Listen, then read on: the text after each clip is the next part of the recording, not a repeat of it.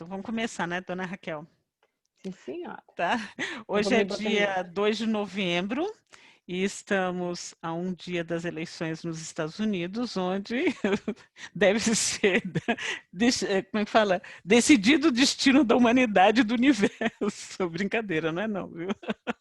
É só, é porque as interpretações de jornal falam de uma forma tão cheia de catástrofe que parece que toda a humanidade está dependendo disso. E não está dependendo disso, não, que não vai fazer, não vai mudar tanta coisa. Bom, vamos orar para a gente começar a ler o terceiro capítulo da segunda carta de Pedro. Senhor Deus, queremos clamar, ó Pai, pelas nossas famílias, nossos filhos, nossos pais, parentes, que o Senhor esteja dando confiança e dando certeza da salvação e do tanto que o Senhor cuida de nós, ó Pai. Consola, tira o medo das pessoas, tira, Senhor, toda essa tensão, esse estresse que está pairando sobre as pessoas, porque o que nós confiamos, em quem nós confiamos é só na Tua palavra e no Senhor, ó Pai. O Senhor é que tem a sabedoria, é do Senhor que vem a inspiração de vida e a nossa motivação. Nós te agradecemos pelos privilégios, pelo conforto, pela saúde, por tudo que o Senhor nos dá, ó Pai, para continuarmos caminhando. E pedimos, ó Pai, que o Senhor nos dê o entendimento da Tua palavra, que o Senhor abra os nossos corações e que a gente possa cada vez mais aprender e caminhar contigo. Nós pedimos, ó Pai, te agradecemos, no nome do Senhor Jesus. Amém. Ok. Então, no texto desse terceiro capítulo de Pedro, da carta de Pedro, ele vai fazer uma citação que é bem interessante, porque ele vai falar sobre um dia como 1000 anos é como um dia. Então, antes de entrar no texto, eu gostaria de explorar um pouquinho sobre essa contagem de tempo, por que assim, ele menciona isso, pelo fato de que essas coisas eram muito conhecidas do povo que estava lendo a carta naqueles dias, mas não é tão conhecidas para nós hoje, né? Principalmente porque nem todos os lugares ou todas os ensinos bíblicos, as pessoas ensinam as coisas do Velho Testamento, né? Então, por isso a gente tem que voltar, conhecer, para na hora que você aplica no Novo Testamento, aí você entende do que ele está falando exatamente, tá? Então, primeiro eu gostaria de olhar em no Salmo número 90, tá? A maioria dos salmos, né, das poesias que estão aqui nos salmos, a maioria foram escritas por Davi, mas tem salmos que são de Asaf, e esse daqui é salmo de Moisés, tá? Então, por alguma razão, eles tinham esse texto, essa oração maravilhosa de Moisés, e foi incluído aqui nesse quarto livro, segundo a minha Bíblia está informando aqui, é o quarto livro de Salmos, que é o Salmo número 90, tá? Então, foi escrito por Moisés. E a gente tem que lembrar que Moisés é bem antes de Davi, certo? E Davi bem antes de Cristo, tá bom? Então, vamos ler esse Salmo de Moisés, tá? No número 90, Salmo 90, a partir do versículo 1. Senhor, Tu és o nosso refúgio sempre, de geração em geração. Antes de nascerem os montes e de criares a terra e o mundo, de eternidade a eternidade, Tu és o Deus, Tu és Deus. Fazes os homens voltarem ao pó, dizendo, retornem ao pó, seres humanos. De fato, 1000 anos para ti são como o dia de ontem que passou, como as horas da noite. Como uma correnteza tu arrastas os homens, são breves como o sono. São como a relva que brota ao amanhecer. Germina e brota pela manhã, mas à tarde murcha e seca. Somos consumidos pela tua ira e aterrorizados pelo teu furor. Conheces as nossas iniquidades né? Iniquidade são as coisas ruins que passam por nossa mente, né? E que a gente acaba gerando, fazendo um pecado, né? Então, conhece as nossas iniquidades, não escapam os nossos pecados secretos à luz da tua presença. Todos os nossos dias passam debaixo do teu furor, vão-se como um murmúrio. Os anos de nossa vida chegam a 70 ou 80 para os que têm mais vigor. Entretanto, são anos difíceis, cheios de sofrimento, pois a vida passa depressa e nós voamos. Quem conhece o poder da sua ira, pois o teu furor é tão grande como o temor que te é devido. Ensina-nos a contar os nossos dias, para que o nosso coração alcance sabedoria. Volta-te, Senhor. Até quando será assim? Tem compaixão dos seus servos. Satisfaze-nos pela manhã com o teu amor leal, e todos os nossos dias cantaremos felizes. Dá-nos alegria pelo tempo que nos afligiste e pelos anos em que tanto sofremos. Sejam manifestos os teus feitos aos seus servos, e aos filhos deles o teu esplendor. Esteja sobre nós a bondade do nosso Deus soberano. Consolida para nós a obra de nossas mãos. Consolida a obra de nossas mãos. Bom, a primeira coisa que eu gostaria de ressaltar é esse versículo 4, que fala: 1000 anos para ti são como o dia de ontem que passou, como as horas da noite. Tá? Então, a contagem do tempo de Deus é diferente da nossa contagem do tempo. E isso é claro, né? Porque Deus criou o céu e a terra, Deus é eterno. Então, vamos dizer assim, que tudo que para nós, o que nós estamos passando hoje, já aconteceu, porque Deus está fora do tempo, tá? Mas, pelo amor dele tão grande por nós, ele interage conosco no dia de hoje. Então, ele sabe que a nossa aflição hoje, a respeito do dia de amanhã, por exemplo, amanhã que tem eleição, que a gente fica pensando nisso, então, Deus sabe isso no nosso coração do dia de hoje. Mas não é novidade o que vai acontecer, tá? Então, um fato, então, primeiro é que Deus está fora do tempo e que para ele, né, como diz aqui Moisés, um dia é como 1000 anos. Depois a gente vai entender mais sobre isso daí. O outro versículo que eu queria ressaltar é o 10. Os anos da nossa vida chegam a 70, tá? Então, a gente lembra que em Gênesis, Deus tinha limitado a vida do ser humano, que era por 1000 anos, lembra que era 900, 700 anos, e limitou para 120 anos, né, na época de Noé. E aqui Moisés está falando que tem uma outra redução aqui, né, que o ano de nossa vida chega a 70. Se tiver vigor, chega aos 80, mas são anos difíceis, né? E é interessante que justamente Moisés fala isso, porque quando ele saiu, ele foi criado no Egito, aí ele quis defender o povo e acabou matando um egípcio, aí ele teve que fugir. Aí ele ficou 40 anos morando no deserto, né, no deserto de Midian, e lá ele estava tendo aquela vida bem, vamos dizer assim, escondida, não tinha preocupação, ficava andando com as vaquinhas, com os bezerros, ficava andando com né? Não estava nem aí. Até o dia que ele entrou numa caverna e que ele viu alguma coisa estranha nessa caverna, era uma luz que estava acontecendo lá e tal, e tinha uma árvore pegando fogo, mas a árvore ela não consumia, ela tinha fogo, mas ela não queimava. E ele ouviu a voz de Deus falando: tira a sandália dos seus pés, que onde você está pisando é território santo. E Deus chamou Moisés para voltar para o Egito, para ir falar com o faraó e tirar o povo do Egito. Moisés tinha 80 anos quando isso aconteceu. Então, ele está falando aqui isso, né? 80 anos, para os que tiverem vigor, com 80 anos, ele foi chamado para voltar para o Egito, para tirar todo o povo de lá. Ficou ainda 40 anos no deserto com eles, né?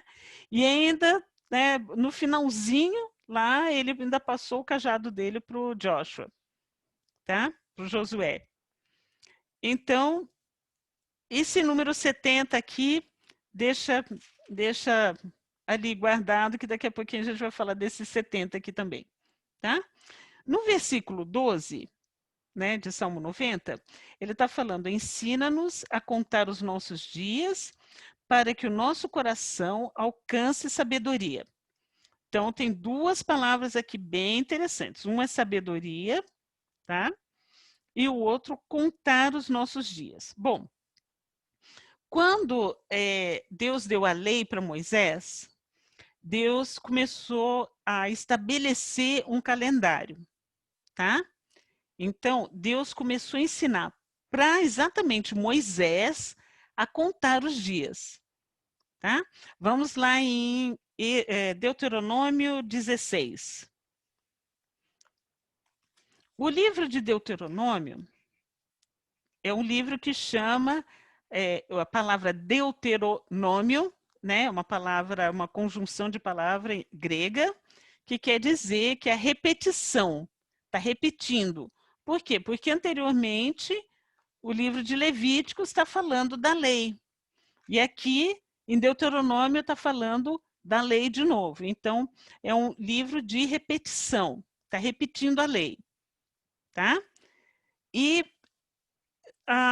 vamos falar um pouquinho mais do livro de Deuteronômio. Essa formação da Bíblia que nós temos do Velho Testamento, essa formação foi feita por um grupo de tradutores, tá?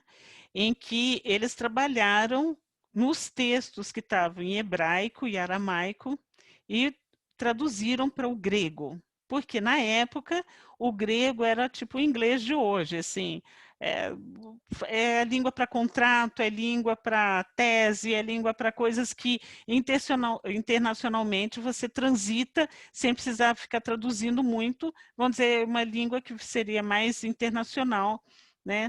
Hoje, né, mais o inglês, e na época era o grego, tá? Então, esse grupo no Egito de 70 tradutores, olha que interessante, tá? No ano de 285 a.C.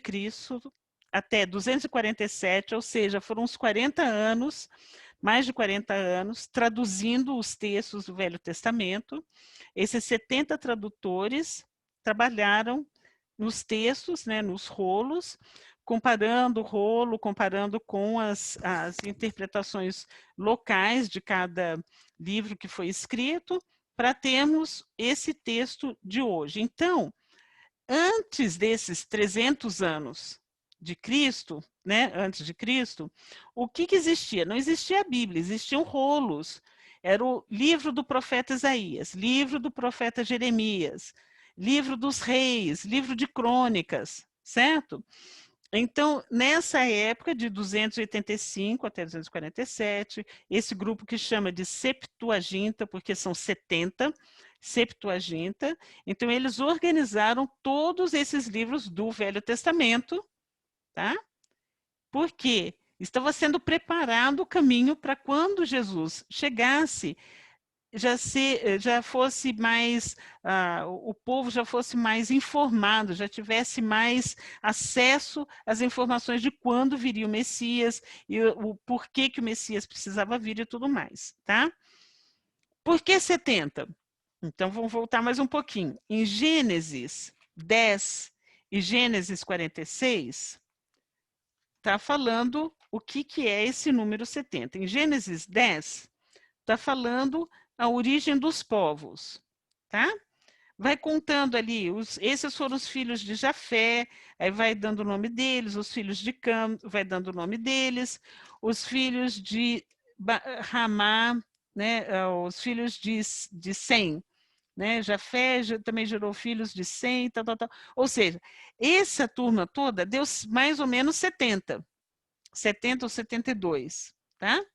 Então, vamos dizer assim, uma coisa cultural falar que em todo o globo, a origem dos povos são 70 povos. Aí você vai um pouquinho para frente, em Gênesis, no capítulo 46, aí vai ter aqui quais foram os filhos de Jacó, a família de Jacó, que saiu para ir para o Egito, certo? Então vai estar ali os filhos de Jacó. Antes eram os filhos, né, que eram os filhos de Jafé, que eram os Jafé, Sem e Cão, que eram os descendentes de Adão, que geraram 70 povos, e aqui eles estão retificando, vamos dizer assim, atualizando ou modernizando essa lista para os filhos, as pessoas, a quantidade de pessoas que saíram com Jacó, tá? O pai de José, que são as 12 tribos, que tem uma série de histórias. Então, assim, é o princípio das histórias, né? Dos 12 tribos de Israel e tal, que vão fazer bastante diferença, até Apocalipse vão fazer diferença. Então, aqui está a origem disso daqui. Também são 70, tá? Então, quando fala em 70 anos, ou fala em 70 nações, então está falando de terra, de planeta, de coisa material.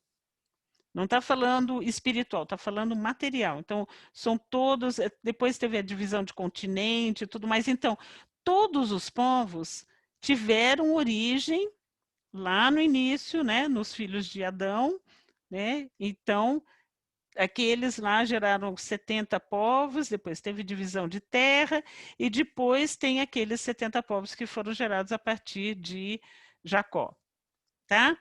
Então, tem duas sabedorias aqui, que eu estou levantando para vocês, né? Que uma é para contar os nossos dias e outra para alcançar a sabedoria, para nós entendermos o que está vindo pela frente. Lá em Deuteronômio 16, ele está falando, então, que esses povos esse povo caminhou, Moisés foi lá de volta para o Egito aos 80 anos, tudo vai juntando, né? Os números vão fazendo sentido nisso. Então, Moisés vai lá para o Egito e tira o povo, tem as 10 pragas, tira o povo, e é um povo gigantesco, né? Por volta de 6 milhões de pessoas andando a pé, mais carroça e tudo mais. E quando eles vão entrar, quando Deus entrega a lei para Moisés, ele começa a dar um calendário para Moisés, tá? Então, aqui no Deuteronômio 16:1, ele está falando assim: observem o mês de Abib, o Aviv ou Nissan, porque conforme a tradução, ele vai ter um nome, ou Abib, ou Aviv, ou Nissan, tá? E celebrem a Páscoa do Senhor, o Senhor, o seu Deus, pois no mês de Abib, de noite, ele os tirou do Egito. Ofereçam como sacrifício da Páscoa ao Senhor, o seu Deus, um animal dos rebanhos de bois ou de ovelhas no local que o Senhor escolher para a habitação do seu nome. Então, a Páscoa começa a contar o calendário religioso. Até então não existia calendário. O que existia? A contagem de tempo conforme a vida dos reis, dos faraós. Cada povo contava de uma forma.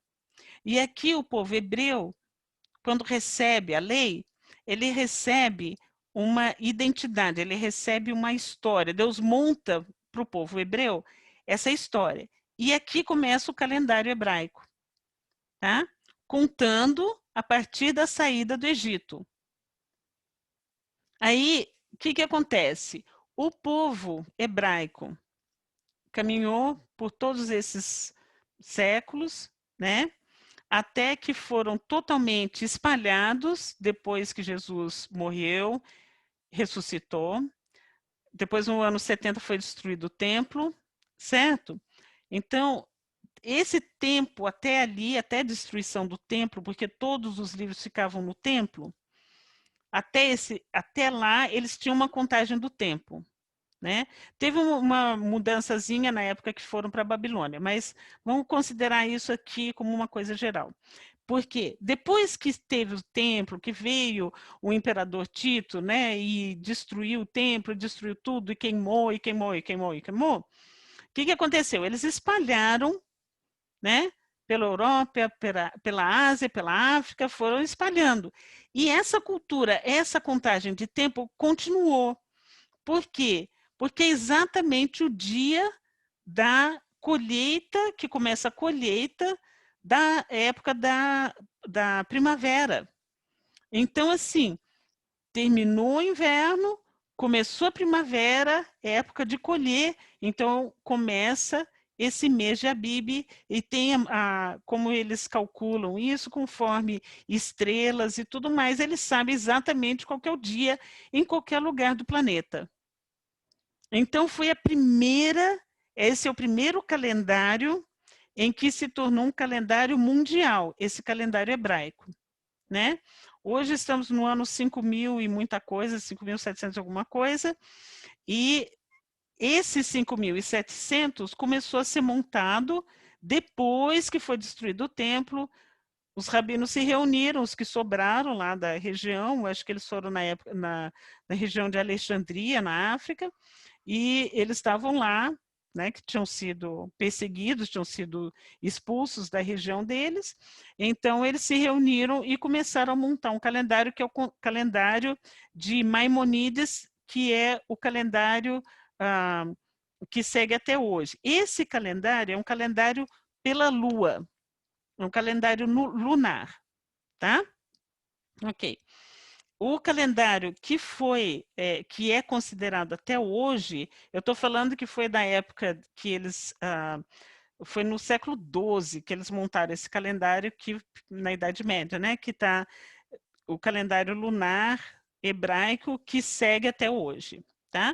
Então tem algumas variações. A história é bem dinâmica, a história é bem assim, cheia de romance, cheia de guerra e tudo mais, mas para a gente ter uma ideia. Então, o calendário hebraico é um calendário que foi modificado. Moisés está pedindo aqui no capítulo, né, de Salmo 90, está pedindo para Deus ensinar a contar os dias e dar sabedoria. Então, Deus deu e deixou virar uma bagunça, Deus deu, deixou virar uma bagunça e continua dando para nós essa contagem de tempo. Tá? O que acontece? Por que nós, no calendário hebraico, é 5.700 alguma coisa e no nosso calendário é ano 2020? Porque o nosso calendário é um calendário solar. Esse calendário solar começou exatamente com Júlio César, que é o calendário juliano, que começa poucos anos antes de Cristo, tá? Ele se declara o Deus Sol, ele se declara o Augustus, ele se declara a pessoa máxima, de autoridade máxima, o Deus presente na Terra e tudo mais, e ele faz o calendário solar. O calendário solar tem o ano bissexto, né? Tem essa diferença. Então, no calendário juliano são 364 dias, mais alguma coisa, e é seguido até hoje pelas igreja ortodoxa, as igrejas do leste europeu, tá? Eles ainda seguem o calendário cristão, que eles chamam cristão ortodoxo, eles seguem o calendário de Juliano, tá? O calendário juliano. Lá no meio da Idade Média, em 1500, aí vem o Papa Gregoriano, Papa Gregório, eu acho que é 13, Gregório 13, alguma coisa assim, e ele junto com os matemáticos, eles refazem o calendário e fazem o calendário de 365 dias, que é o que nós usamos até hoje.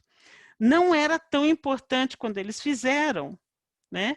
Mas passou a ser usado pelo Império Britânico, né? E eles começaram a usar, quando começou a ter realmente muita navegação e comércio de navegação, eles começaram a usar esse calendário, porque era um calendário que dava mais certo no hemisfério norte e no hemisfério sul, sendo que o calendário lunar dava diferença. Tá? Então, tem muita coisa interessante a esse respeito, né? essa oração de Moisés para nos dar esse conhecimento de contar os tempos. Então, contando os tempos, tem a contagem da nossa idade. Contando os tempos, nós temos a contagem de toda a organização social, né? Então, contratos e todas essas coisas. Os judeus, além desse calendário, que eles chamam de calendário religioso, eles têm um calendário civil, né? Que conta a partir do dia do Yom Kippur, que conta a mudança do ano. Então, ainda tem mais variação. E ainda tem o calendário da árvore e calendário dos reis. Então, assim, interessante, né? Mas, como tudo no meio entre os judeus, é assim, eles amam uma discussão e é divertidíssimo participar das discussões deles. Então, é claro que isso não ia ficar simplesmente entrando em acordo. Inclusive, os rabinos falam que o maior milagre do Êxodo não foram os 10 pragas e não foi o faraó concordar que eles saíssem. O maior milagre foram 6 milhões de pessoas irem na mesma direção. Falou que esse é o maior milagre que aconteceu, né? Porque gostam bastante de uma discussão. Bom, enfim, nós temos esse calendário hoje, né? Que é o calendário do Ano Domini, mas na contagem para trás, nós vamos ter várias mudanças e vários outros calendários. A China tem outro calendário, com certeza, e a Índia, se não me engano, tem outro calendário, mas em termos comerciais, em termos de contrato, porque o Império Britânico era o império que fazia maior comercialização e depois você já sabe a história, né? Enfim, é por isso que a contagem dos dias passou a ser significativa. Então, lembrando que o 70 tem as 70 nações, porque depois vão ter profecias sobre isso, tá? Então, são as informações que vão enriquecendo o nosso texto para a gente poder completar aqui essa carta de Pedro. Deixa eu ver se tem mais alguma coisa que ele trouxe, que ele vai trazer. Então, ele vai falar desse um dia como 1000 anos. E outra coisa muito importante para a gente prestar atenção nesse capítulo 3, que é a difamação ou a maledicência, falar mal do que está escrito na Bíblia, falar mal de Deus, falar mal da nossa fé, falar mal da nossa esperança em Deus, porque eles falam o seguinte, mas veio destruição do templo, né, no ano 70, vieram outras destruições e tudo mais, e o mundo não acabou, ainda não caiu fogo do céu, não destruiu como está falando. Então, quem é esse Deus que fala que vai destruir e não destrói? Né? E a resposta é dada pelos próprios profetas e porque Deus mesmo responde. Ele não quer, ele não deseja que ninguém pereça. Ele quer que todas as pessoas, todos os seres humanos se arrependam e se voltem para ele. Então, vamos dizer que as pessoas vão tendo cada vez mais, os povos vão tendo muitas crises e oportunidade de ouvir de novo a palavra de Deus e buscar a palavra de Deus. Aí vai ficando tudo em paz, tranquilo, todo mundo começa a enriquecer, esquece, né? Aí vem uma outra crise, aí as pessoas acordam e começam a buscar Deus de novo, né? Então, assim, tem coisas, por exemplo, em 1700 e alguma coisa, eu esqueci qual a década, teve um terremoto e um maremoto e inundou Lisboa. Teve esse maremoto que acabou com a cidade de Lisboa, tá? Teve um grande incêndio por causa disso, né? Logo depois desse maremoto, junto com terremoto e maremoto, teve um grande incêndio, pegou fogo em praticamente toda a cidade, né? E o céu, como estava tudo cheio de água, o céu ficou totalmente escuro por causa do incêndio. Então, eles viram na época, eles viam exatamente as profecias. O céu ficou escuro, o sol ficou vermelho, a lua virou sangue, esse tipo de coisa. Eles foram vendo isso e teve um grande avivamento. As pessoas se arrependeram, mudaram a vida, né? Então, assim, a gente vê que Deus tem uma misericórdia tão grande em permitir catástrofes para justamente as pessoas acordarem de que vai acontecer o final, vai acontecer o dia do Senhor, mas Deus dá sempre oportunidade para que tenha arrependimento e ninguém pereça. Ele não quer destruir para acabar com todo mundo. Ele quer que as pessoas se arrependam e não pereçam, tá bom? Então, vamos começar a ler aqui o capítulo 3 de 2 Pedro e vamos entender um pouquinho mais, porque agora a gente já sabe um pouco mais do assunto que ele está falando, tá bom? Então, lembra que o capítulo 2 que nós lemos semana passada está falando sobre a advertência, sobre os ensinos que levavam as pessoas a irem contra a palavra de Deus, chegando a negar a existência de próprio Jesus, como filho, como homem, como salvador, como homem e Deus ao mesmo tempo. Então, eram esses ensinos para tirar a credibilidade de Cristo como Deus, como filho de Deus e como o próprio Deus. E Pedro fala, vocês têm que saber que eu fui testemunha porque eu vi com meus olhos. Eu não estou falando do que outros falaram. Eu vi ele ressuscitado, eu vi, então eu posso dar esse testemunho, né? Então isso foi o capítulo 2. Então agora no 3. Amados, esta é agora a segunda carta que lhes escrevo. Em ambas, quero despertar com essas lembranças a sua mente sincera para que vocês se recordem das palavras proferidas no passado pelos santos profetas e do mandamento de nosso Senhor e Salvador que os apóstolos de vocês lhes ensinaram. Antes de tudo, saibam que nos últimos dias surgirão escarnecedores, zombando e seguindo suas próprias paixões. Eles dirão: o que houve com a promessa da sua vinda? Desde que os antepassados morreram, tudo continua como desde o princípio da criação. Mas eles deliberadamente se esquecem de que há muito tempo, pela palavra de Deus, existem céus e terra. Esta formada de água, e pela água o mundo daquele tempo foi submerso e destruído. Pela mesma palavra, dos céus e a terra que agora existem, estão reservados para o fogo, guardados para o dia do juízo e para a destruição dos ímpios. Para a destruição dos ímpios, está bem claro aqui, né? Versículo 8. Não se esqueçam disso, amados. Para o Senhor, um dia é como 1000 anos, e 1000 anos como um dia. O Senhor não demora em cumprir a sua promessa, como julgam alguns. Ao contrário, ele é paciente com vocês, não querendo que ninguém pereça, mas que todos cheguem ao arrependimento.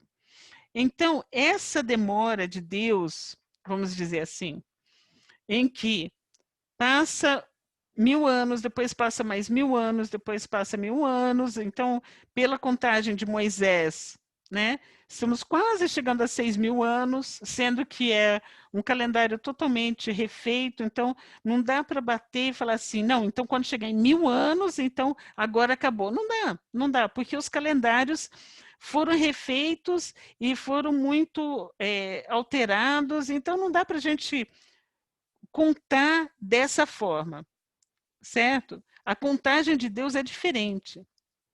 Então, isso que a gente não pode perder a nossa perspectiva.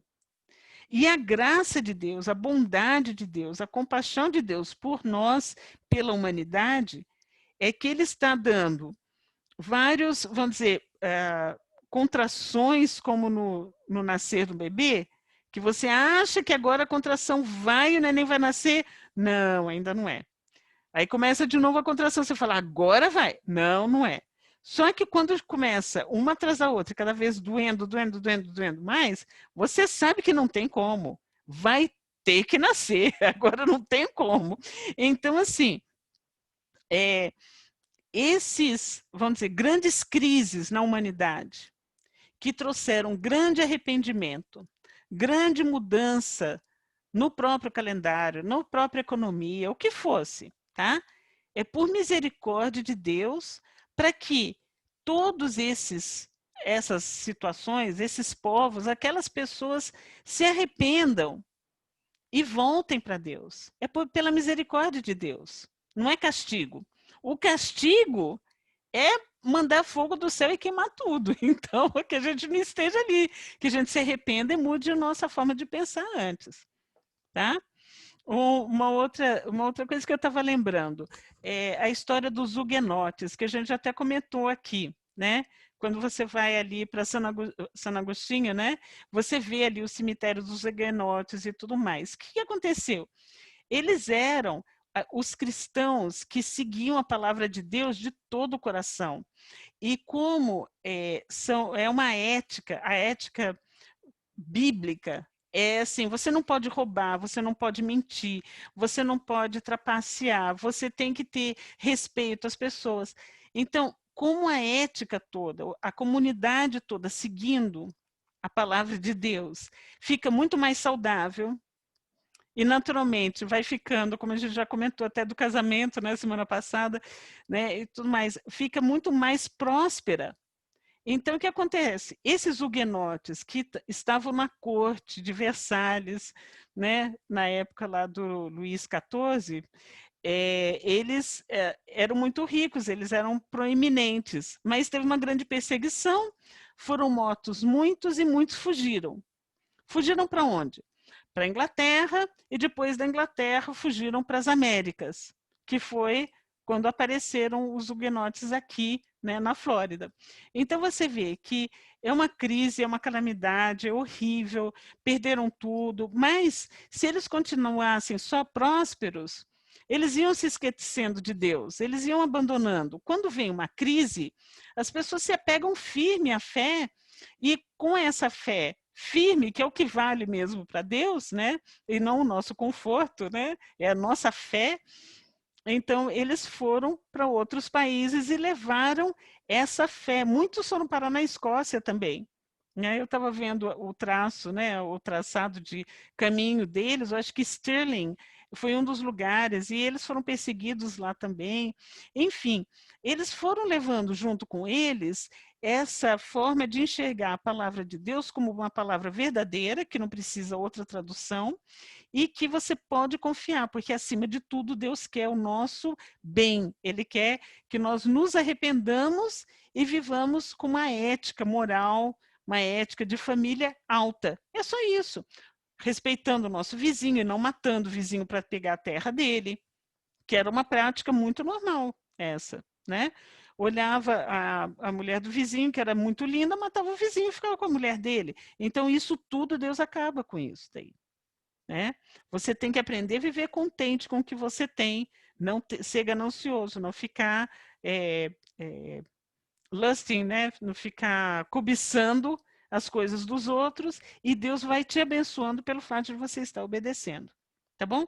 Então, isso tudo aqui para nós lembrarmos que Deus não quer que ninguém, versículo 8, 9, Deus não quer que ninguém pereça, mas que todos cheguem ao arrependimento. Deus não tem plano para que nenhuma pessoa, todas as pessoas, até Hitler, todas, né? Todos tiveram a chance de se arrepender. Todos tiveram a chance de voltar dos caminhos errados e voltar para Deus, tá? Versículo 10. O dia do Senhor, que é o dia do julgamento, o dia que vai vir fogo do céu, o dia que vai ser para destruir tudo, porque é quando vai julgar os ímpios, que está falando no versículo 7, né? Então, o dia do Senhor, porém, virá como ladrão, ou seja, ninguém espera. Então, quando está falando, Jesus está para voltar, a segunda vinda está próxima, não. É quando justamente ninguém está falando porque aí sim é a época em que está todo mundo sem estar esperando, é virar como ladrão, tá? É quando não está esperando. O que vai acontecer? Os céus desaparecerão com um grande estrondo, os elementos serão desfeitos pelo calor e a terra também será desfeita e tudo que nela há será desnudada, ou será queimada, ou será destruída. Cada um vai encontrar, aqui tem uma versão que alguns manuscritos dizem será queimada, né? Ou será desnudada, certo? Então, esse dia do Senhor ainda não veio.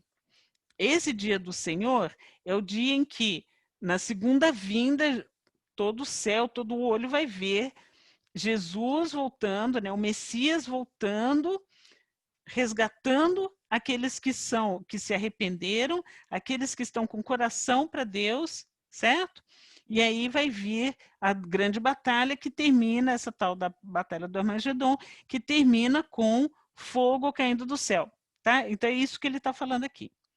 Versículo 12. Visto que tudo será assim desfeito, que tipo de pessoas é necessário que vocês sejam? Vivam de maneira santa e piedosa, esperando o dia de Deus e apressando a sua vinda, tá? Ou aguardando com ansiedade a sua vinda, ou aguardando, antecipando, né? Assim, com vontade de que volte, né? E outros profetas falam que quando Israel começar a chamar o Messias pelo nome, é quando ele volta, né? Aí eu recebi um vídeo da semana passada, quando começou o vírus ficar muito feio lá em Israel, grupos de homens, depois eu mando para vocês, né? Com kippah, cantando em hebraico, Yeshua Hamashia, venha, chamando Yeshua, Jesus, o Messias, venha. Ou seja, um momento muito profético em que Israel começou a chamar, não são todas, era um grupo de pessoas, chamando para que Yeshua, Jesus, volte, que ele é o Messias, para que ele volte, tá bom? Então, um acontecimento profético bem interessante, tá? Naquele dia, os céus serão desfeitos pelo fogo, e os elementos se derreterão pelo calor. Todavia, de acordo com a sua promessa, esperamos novos céus e nova terra, onde habita a justiça. Tá?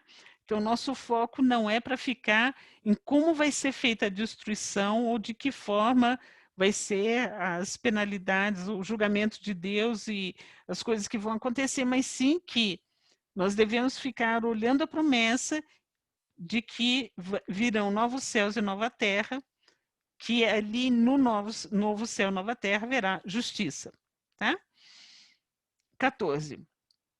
Portanto, amados, enquanto esperam essas coisas, empenhem-se para serem encontrados por ele em paz, imaculados e inculpáveis. Tenham em mente que a paciência de nosso Senhor significa salvação, como também o nosso amado irmão Paulo lhes escreveu com a sabedoria que Deus lhes deu. Tá? Então, presta atenção. Então, nós sermos encontrados em paz, imaculados, ou seja, santos, né? Sem nos contaminar com as coisas que acontecem em geral e não deixar isso nos contaminar, e inculpáveis, ou seja, mantendo a nossa dignidade, mantendo a nossa conduta, né? O que acontece aqui nesse texto, né? Tenho em mente que a paciência de Nosso Senhor significa salvação, ou seja, essa persistência em manter paz, manter santos, manter inculpáveis, tá? E aguentar essa demora, vamos dizer assim, para nós, né? E olha que nessa época eles estavam sendo queimados, eles estavam sendo perseguidos e usados de uma forma tão cruel que a gente não tem nem como imaginar a crueldade que eles faziam nessa época, né? E então, assim, eles clamavam para Jesus voltar. Volta porque a gente não está aguentando mais, né? E agora nós temos 2000 anos de misericórdia de Deus, nos dando mais oportunidade, guardando mais um remanescente fiel a Ele. E como a gente estava conversando antes, né, de nós não misturarmos a nossa fé em Deus com política, né, e quando a gente ouve as pessoas instigando, ou provocando, ou tentando fazer com que a gente entre numa discussão, né, a nossa posição de manter paz, né, ficar em paz ao invés de entrar na briga, da discussão, santos ao invés de ficar xingando o outro o outro grupo, seja lá qual for, né? Porque nós não estamos colocando ódio, raiva, revanche, certo? Inculpáveis, ou seja, a gente não está fazendo coisas contra outras pessoas porque tem opinião diferente da nossa, na verdade. Então, assim, isso daqui é uma boa mensagem para nós no dia de hoje, um dia antes da eleição, em que estão acontecendo essas coisas que a gente não sabe bem o que vai acontecer. Eu oro, peço a Deus que não aconteça nada. Tem várias igrejas, vários grupos que vão passar a noite em oração, pedindo a Deus que proteja o nosso país, né? E que tudo corra bem, para que não... Porque, assim, é muito importante que todas as pessoas tenham opinião e sejam ouvidas. Porque no momento que só uma opinião que é válida, a outra vai sofrer. Então, nós temos aqui nessa situação os cristãos que tinham saído do judaísmo. Eles eram oprimidos pelo Império Romano. O Império Romano tinha todas as tradições pagãs. Eles perseguiam não só os judeus, como os judeus cristãos, e faziam as barbaridades que faziam. Crucificavam por nada. Só por não ter nada para fazer, eles crucificavam pessoas. Então, assim, era uma coisa assim horrível, injusta. E isso tudo foi acontecendo e Deus falou assim, não olha para isso, não se envolve nisso. Por quê? Porque eu tenho para vocês uma outra coisa, eu estou separando para vocês. Se vocês morrerem agora, vocês não morrem, vocês estão dormindo, para aguardando o momento em que vocês vão estar junto com Cristo para reinar nessa terra que vai ser uma nova transformada totalmente. Até em termos de geografia vai ser transformado, né? Então a nossa esperança está nisso, e a nossa paciência, né? É o que Jesus nos ensinou, temos essa paciência, essa perseverança, vai nos trazer a salvação, tá? Então não é errado, é certo a gente manter o nosso foco em Cristo, o nosso foco na nossa fé. Então, ele está falando no final do versículo 14 que Paulo escreveu, né, são as outras cartas, com sabedoria. Aí no versículo 16, ele escreve da mesma forma em todas as suas cartas, falando nelas desses assuntos. Suas cartas contêm algumas coisas difíceis de entender, as quais os ignorantes e instáveis torcem, como também o fazem com as demais escrituras para a própria destruição deles. Por quê? Porque são pessoas que estavam usando os textos que Paulo escreveu, os textos dos profetas, distorcendo e fazendo outros textos, certo? Não era a palavra de Deus mais, era a interpretação deles e colocando as pessoas contra Cristo, que ele não era o Filho de Deus, que ele não veio para salvar o mundo, que ele não tinha uma obra salvadora e por aí vai, tá? Então é disso que ele está se referindo, ele chama de dos que apostataram da fé, né? Eles estavam na fé, tinham acesso às informações e começaram a ir contra a fé. Então, versículo 17, portanto, amados, sabendo disso, guardem-se para que não sejam levados pelo erro dos que não têm princípios morais, nem percam a sua firmeza e caiam. Cresçam, porém, na graça e no conhecimento de nosso Senhor e Salvador Jesus Cristo. A Ele seja a glória, agora e para sempre. Amém. Tá? Nossa grande mensagem que a gente carrega hoje é essa desse versículo no fim, tá? Para a gente se guardar, para que nós não sejamos levados pelo erro. O que é ser levados pelo erro? Se existe uma pessoa ensinando muito bonito, mas você não pode verificar pela Bíblia, você não pode verificar pelo que Deus falou para nós, então você já não deve seguir aquilo. Por quê? Porque a palavra de Deus, Deus preservou para nós até hoje. Claro que existem outros escritos que eu tenho certeza que um dia são mencionados aqui, por exemplo, é mencionado a carta Laodiceia, é mencionado o livro de Enoque, mas o livro de Enoque até hoje foi encontrado só partes, não tem o livro inteiro. Então, assim, existem textos que são mencionados na Bíblia, mas não fazem parte da Bíblia que nós temos hoje, porque eles não estão completos. Tá? Então, um dia pode ser que eles venham a aparecer, como já apareceram, né, os rolos do Mar Morto. Então, pode ser que apareçam esses textos e aí nós tenhamos mais aprofundamento, mais informação que ainda não completou aqui. Mas esse livro com 66 livros, né, que é a Bíblia, foi o que Deus preservou e guardou para chegar até nós hoje. Então, é a revelação suficiente para nós hoje, para que a gente cresça individualmente no relacionamento com Deus, buscando, ouvindo, aprendendo, encontrando, né, essa sabedoria que eu estava mostrando, né, em termos de calendário e tudo mais, que Deus tem muita coisa dentro da própria palavra que vai esclarecendo para nós. Não tem coisas assim totalmente obscuras. Tem algumas coisas que não tem como explicar, né? Mas tem outras que, se você for procurando, se aprofundando, você consegue as respostas. Tá? Mas qual o intuito? Para que a gente fique muito sabidão? Não. O nosso intuito é que nós não sejamos levados, como está falando aqui, não sejamos levados por ensinamentos que nos façam errar totalmente o caminho. Tá?